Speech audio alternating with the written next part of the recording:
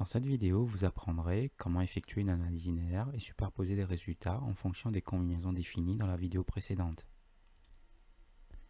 Commençons par l'analyse linéaire. Double-cliquez sur la tâche Analyse linéaire pour l'ouvrir. Tous les cas de charge disponibles sont listés dans l'onglet Cas de charge. Vous pouvez sélectionner les cas de charge à calculer, bien que par défaut ils soient tous sélectionnés. Pour calculer un des cas de charge, utilisez l'option Manuel et cochez les cas de charge requis.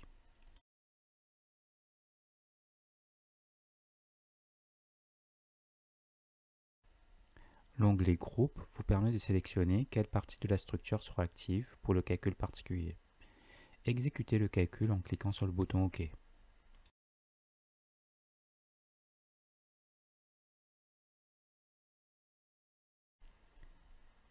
Passons du calcul au visualisateur. N'oubliez pas de mettre à jour le modèle dans le visualisateur. Pour visualiser la structure déformée sous l'effet des cas de charge 2 et 3, activez l'option Afficher la structure déformée. Vous pouvez examiner les déformations pour différents cas de charge et groupes activés. Pour visualiser l'ensemble du système, cliquez sur l'entrée Système dans la liste des cas de charge. Dans l'onglet Paramètres de contrôle de la tâche d'analyse linéaire, vous pouvez ajuster certaines options de calcul. Ces réglages nécessitent généralement des connaissances de base. Assurez-vous de bien vous informer avant de modifier quoi que ce soit.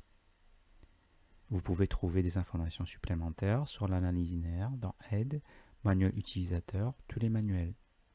Sélectionnez le manuel utilisateur ASE et vérifiez également que vous avez choisi la bonne langue. ASE est le module utilisé dans l'onglet d'analyse linéaire. Vous trouverez de nombreuses informations avancées dans ce manuel, par exemple sur l'analyse des poutres en T. Retournons à SSD et apprenons davantage sur la manière d'ajuster les sorties textuelles et graphiques. Ouvrez à nouveau la tâche d'analyse linéaire et naviguez vers l'onglet Sortie texte. Vous pouvez contrôler l'étendue des informations pour chaque chapitre via son menu déroulant. Sélectionnez le paramètre qui correspond à vos besoins, de aucune sortie à une sortie détaillée.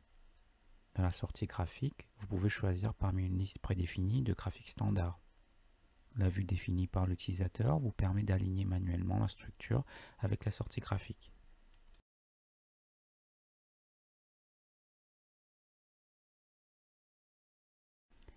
Si la case Calculer immédiatement est activée, la tâche commence à se calculer dès que vous validez avec OK. La fenêtre de protocole s'ouvre et vous pouvez voir que les modules de programme ASE et Wing sont utilisés dans la tâche d'analyse linéaire standard. Le texte et les graphiques sont générés lors du processus de calcul. Ouvrez les rapports pour examiner la sortie générée d'une tâche spécifique en effectuant un clic droit. Un tutoriel spécifique sur les rapports sera disponible dans une vidéo suivante.